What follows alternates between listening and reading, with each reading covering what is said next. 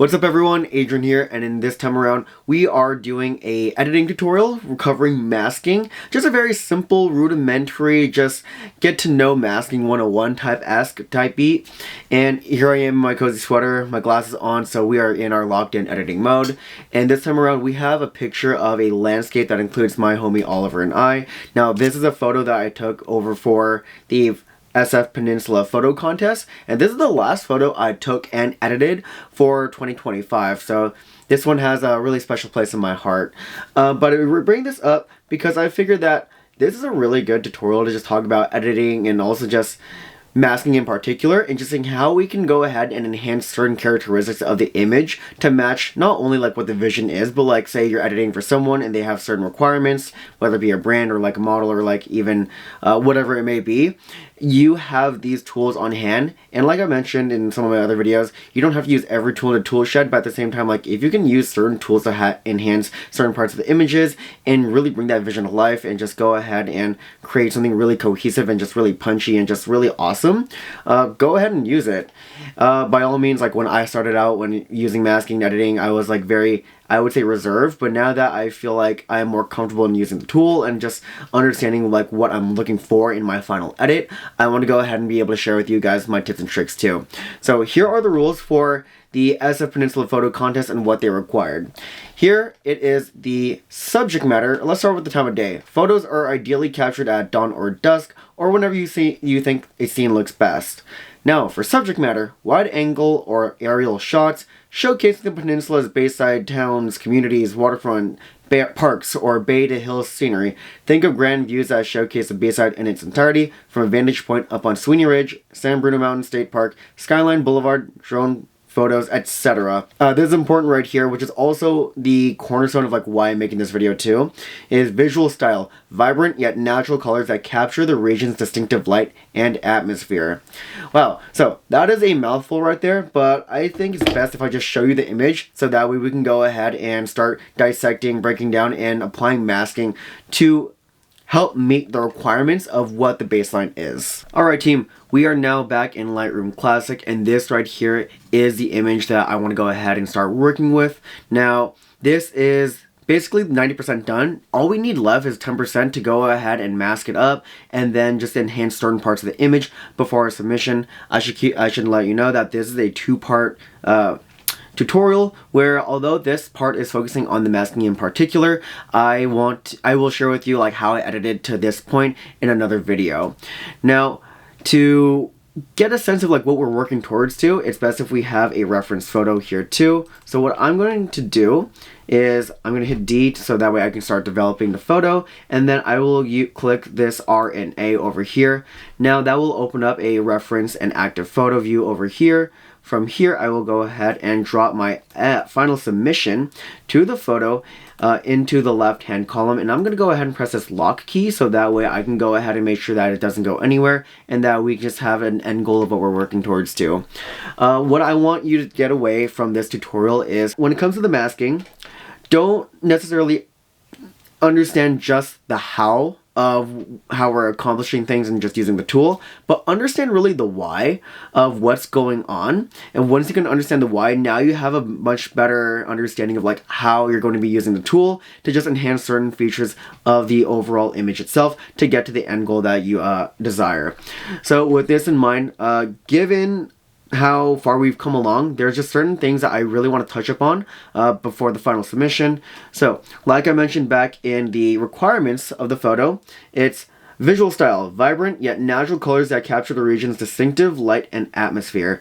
So this right here is taken on San Bruno Mountain Ridge Trail. This is facing the base side of the peninsula, and we got very lucky this time around. So we have very clear blue skies, just hardly any clouds, and we came at a time too where just seeing it in person, it's kind of hard to just see it just from the image itself, but being there actually in person, just seeing like how the day of time changed. We've been there, I think, ever since like 4 o'clock to like sunset, but it was absolutely fantastic. We shot this photo at 1/60th of a second, f5 ISO 800 19mm. The reason behind this is because we have no moving subjects. It's just going to be a still photo of Oliver and I, a timed shot from behind us, capturing not only us as part of the subject matter, but in the whole scene itself. But we shot at f5.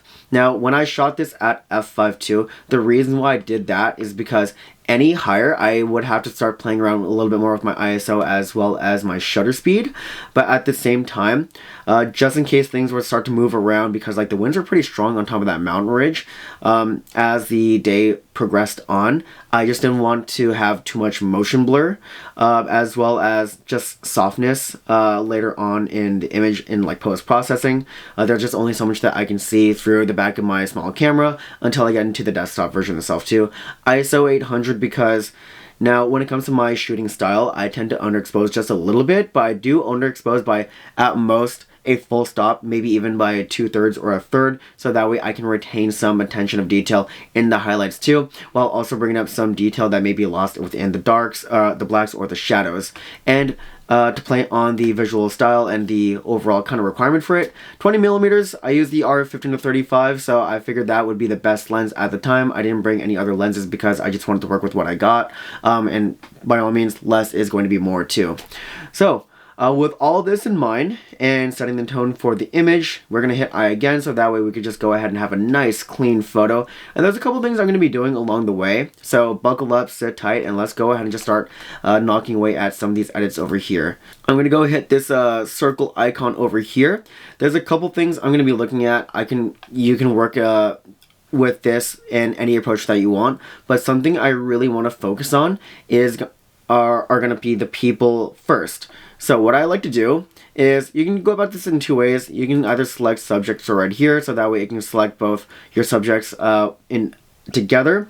I don't want to do that right here because I want to go ahead and respect each person as an individual, but also like because they're in different let's say color schemes, as well as how the light's hitting each person differently, is going to affect how we're going to be editing each of them. So I'd say the easiest way to address this is, let's go ahead and hit objects over here, and I'll go ahead and start with me first. Now that I have my little circle with my plus icon, I'm just going to go ahead and start masking away at myself and being really careful and just only getting me as a person and not much else of the scenery too. But I'd say for the most part, having a generous brush and just being able to cover the subject matter is going to be really important. Now you can go ahead and zoom in so that way you can get some finer details, but for the most part, select object is going to be our friend here, and also just, it does a really good job of doing it. So go Lightroom. From here, it's going to be hard to see our edits, so we're going to go ahead and hit O, so that way I can just see the person, myself, just in real time. There's a couple things I'm going to be doing since we are a little bit underexposed too, and because of how the light was hitting the right side of my shoulder, I really want to go ahead and continue to play on that theme of vibrancy and warmth, and also just really add a layer of contrast when between the highlights as well as the shadows and blacks too. So what we're going to do to help bring up some detail is go ahead and work with the exposure tab or exposure slider. I personally like to edit in multiples of 5, so that way I feel like it's really easy for me. I can just go 5, 15, 25. I find that helps me fine tune my editing too. What I'm also going to do here too is, when it comes to the shadows, I think a good amount of 5 is going to work well too. Now what we can see here is that going from 0 to 5, it's actually going to be a big jump. It could be a little bit hard to see on the YouTube screen or screen itself, but it is going to be a significant change. What I tend to find is that when working with mask, they are in a way much more powerful compared to just doing a global mask or using the global like basic exposure panel overall.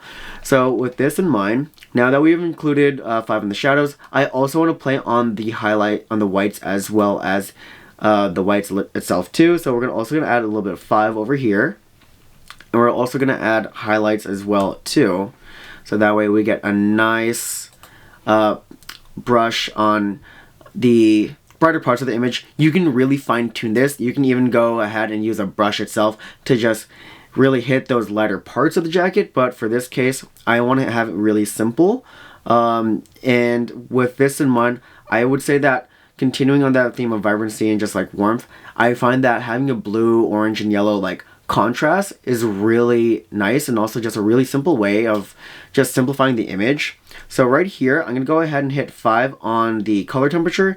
I might go 10 over here, but at the same time, I want to be a little bit conservative at the same time, so that way it doesn't take away the orange jacket doesn't take away from the full scene itself, because it is such a strong and prominent element within the frame too.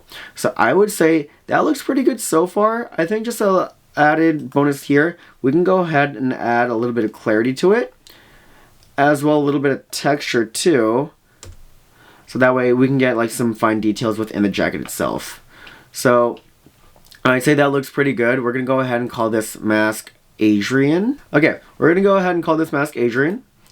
And then very similarly, we're going to be doing the same thing for Oliver too. So we're going to go ahead and select object. We're going to go ahead and brush Oliver over here. Keep in mind Oliver's outfit, he is much in a much darker tone overall. Black jacket, darker pants, as well as he has a black backpack with all his photo equipment within it too. Now we could have just fixed this up and edited it in, so that way we don't have to do a lot of work in post editing, but we can still go ahead and work with this image over here. Ideally, looking at this now in retrospect, I feel like Oliver should have been on the right hand side, and then I should have just sat on the left hand side, so that way it's a nice sandwich between the orange tones on the right, a dark subject matter in the middle, and then another bright subject matter on the left hand side too. I feel like that would bring a nice balance overall to the frame. Nonetheless, it's still going to work out. There are parts of Oliver that are hit by the sunlight, so we're going to go ahead and start working with him very similarly to how we worked on my character too. So we're going to go ahead and hit O, so that way we could just go ahead and see the changes in real time. I'm going to go ahead with 0.25, because since Oliver is again wearing a darker jacket, we want to go ahead and bring out some details. We might have to go a little bit more on the shadows too, because he is wearing something darker. Additionally, because there are brighter parts of his outfit, I want to go ahead and emphasize that too. We might want to go with 5 over here, and then we want to go with, we want to go with 5 over here. And then very similarly go 5 in the highlights too.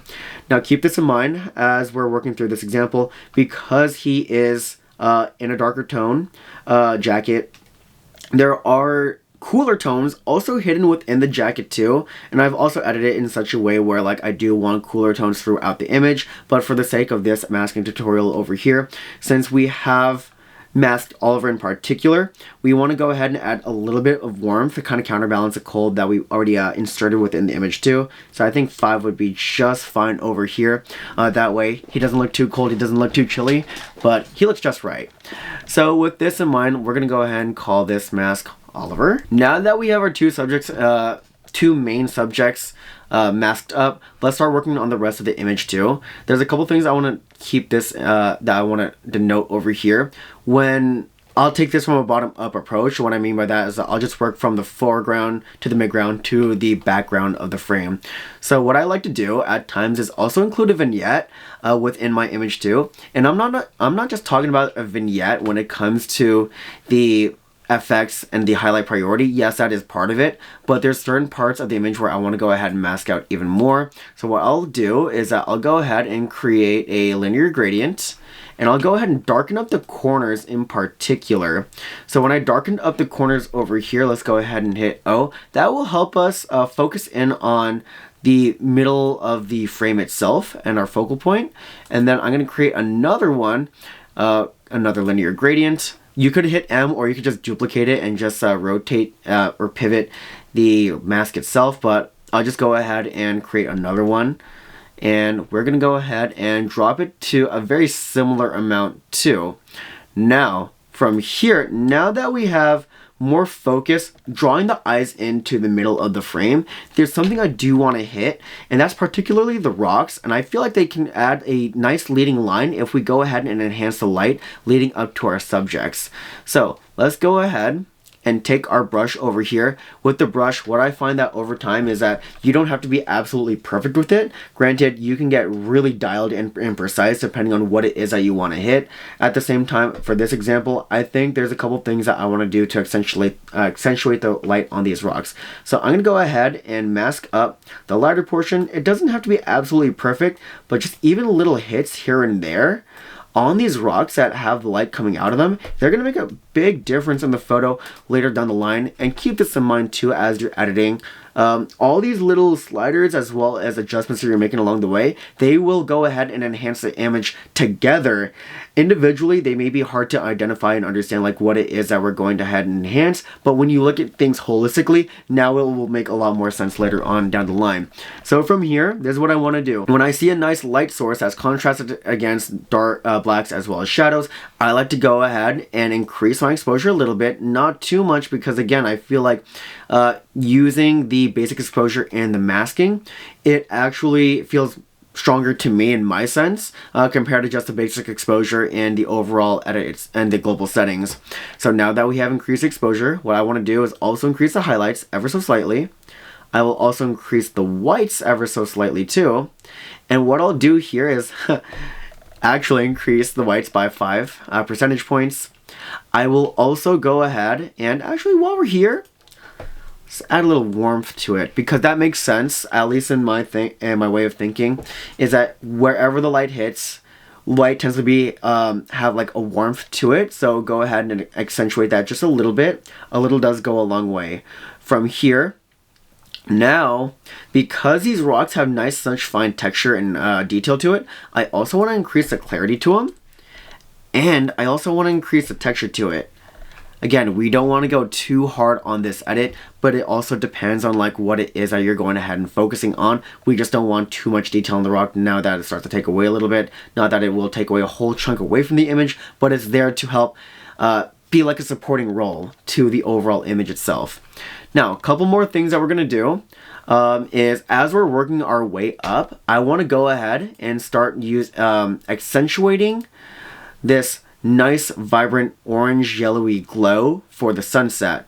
So going back to my masking panel over here, what I like to do, and I'll just show you this cool shortcut, I'm going to go ahead and hit Shift M, and obviously that was going to go ahead and pull out my create mask panel, but I will also go ahead and hit the arrow so that way you guys can see it too, is I will go ahead and draw a nice oval, and I'm going to drag this oval over to the side of the image itself, so that way I can get a nice streak going that encompasses mainly the skyline and the orange glow.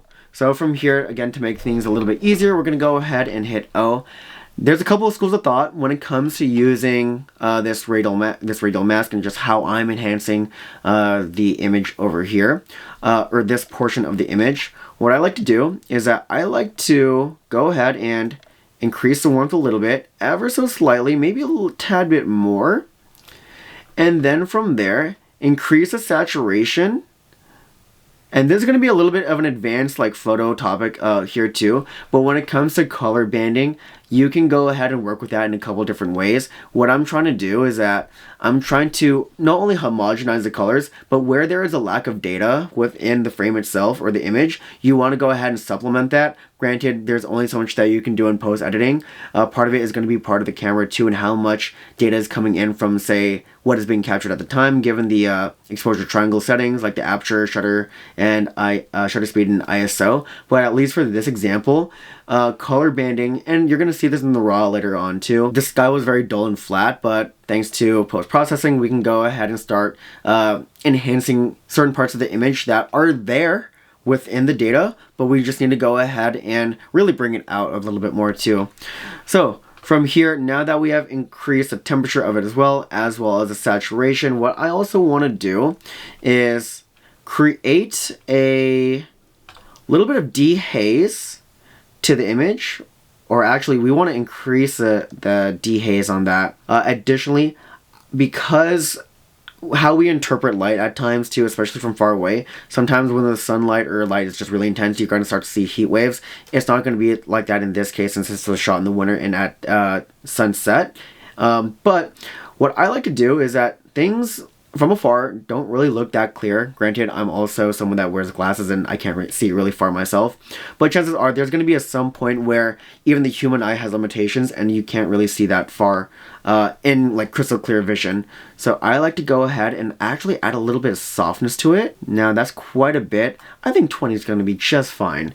And then from here, drop the texture ever so slightly. And that right there, I think adds a little bit more kind of color depth as well as warmth to the overall image itself too. Now, I like how that's looking so far. I'd say the last thing that we're gonna do to help kind of sandwich the exposure is add a linear gradient. So from here, gonna hit my fancy doodad M over here. That's gonna go ahead and create a linear gradient. And if you're not familiar with this trick, check this out over here. After you hit M, so that way it pulls up your linear gradient, go ahead and hold Shift and then just pull down. It's gonna create a nice drop to where you're gonna leave it to. If you don't hit Shift and just hit M, as you're pulling the linear gradient down, it might go like really wonky and all over the place too. I'll show that, for example, right here right now. So a little poof. If I don't hit M, it's not going to be as straight, and I have much more freedom, and I'm not as restricted as just hitting Shift along the way too. But yeah, really cool trick I learned much later on. But from here, the way that I like to think about this linear gradient is whatever's going to be the darkest at the top of this linear gradient, and as you go past it's like 50% or halfway in between the top line as well as the bottom line, whatever's below the or is in the letter portion is going to be gradually diminished in terms of its effect. So with this mask over here, let's go ahead and hit O. I placed it in such a way where I really want to have a lot of the red, like deep red, encompassing the majority of the sky, and I still want to accentuate the radial mask that I've used earlier on. So from here, because I want to kind of balance out the exposure a little bit and kind of just focus all the light or the majority of the light within the center of the frame, I will go ahead and drop the exposure at sometimes by quite a bit too. Sometimes I'll go like maybe like say 0.5 or 0.75. It really depends on the image itself. I have done this in some of my hard light series too. If you haven't checked that out, definitely check out that video because it helps you get an understanding of how to interplay with light as a baseline. And what I want you to take away from this video is not just like these are the hows to use these certain masks, but understand conceptually like what it is that we're looking to achieve. Again, at least in this briefing, in this case, we're looking for vibrant yet natural colors. By all means, like a photo can only convey so much about how the scene's projected, but you got to be there in person. And I will say, like, the climb up to San Bruno Mountain Ridge Trail is a bit of a tough climb, but it's super worth it once you're there. And also, while you're over in the peninsula side, go get yourself a burrito at Taiwanese Eats, located in Redwood City. They got some really good stuff, so that definitely helped sustain me throughout our time while on the mountain itself. Before we submitted the photo, what we had to do, my image was noisy to begin with, so I want to clear it up a little bit. What I did is that I just basically went to the enhance and then I just did the denoise on it. Now that has helped clear up and just clean up the image quite a bit, but hey, depends on like the use case. I like to add a little bit of grain. I feel like it adds a little bit more character to the overall image itself, and I'll go ahead and show these edits in another video. So with that in mind, I hope you guys enjoyed the video, enjoyed the learning how to use masking. This isn't going to be my only video about masking. This is just within this particular, not just this particular use case, but for this particular photo, I use certain techniques to go ahead and enhance it, but I use these masks in my other photos too, whether it be landscapes or just portrait photography as well. So with that in mind, hope you guys liked the video, and I'll catch you guys in the next one. Until then, peace out.